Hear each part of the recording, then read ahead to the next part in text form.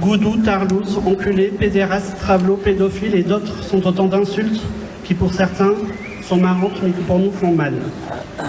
On se demande dans ces cas-là qui des LGBT+, ou des homophobes est le plus humilié.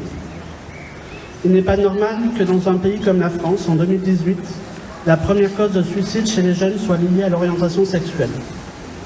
Il n'est pas non plus normal qu'en France, en 2018, une personne sans papier soit expulsée vers son pays d'origine, alors que les autorités savent pertinemment qu'en raison de son homosexualité, elle risque officiellement de la prison, mais officieusement la mort. On pourrait alors demander à cette députée de la majorité qui a dit qu'il fallait que cette personne prouve son orientation sexuelle, qu'elle nous prouve la sienne.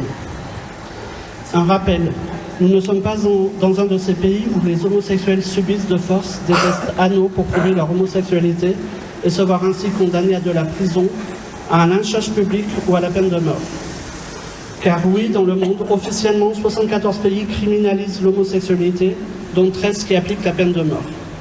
Le Qatar, l'Arabie Saoudite, par exemple, ne sont pas que des partenaires économiques, mais des pays qui condamnent à mort. L'Inde, le Maroc, le Sri Lanka sont des exemples de destinations paradisiaques, mais pas pour tout le monde, car pour les LGBT+, c'est la prison officiellement, et ce, dans le meilleur des cas. Je ne pouvais pas ne pas vous parler des pays qui ne figurent officiellement pas dans les 74, comme la Tchétchénie, qui sous couvert de sa mère patrie qu'est la Russie, se contente seulement d'une suspicion d'homosexualité pour autoriser quiconque à tuer la personne suspectée. Son président Kadyrov souhaite éradiquer l'homosexualité. Une chose est à retenir, c'est qu'avant d'être un homosexuel, je suis une personne.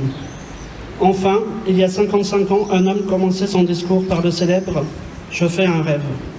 Aujourd'hui, à mon tour, je fais un rêve.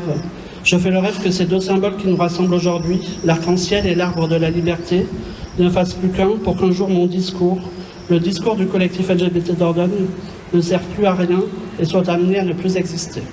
Encore merci à tous de votre présence.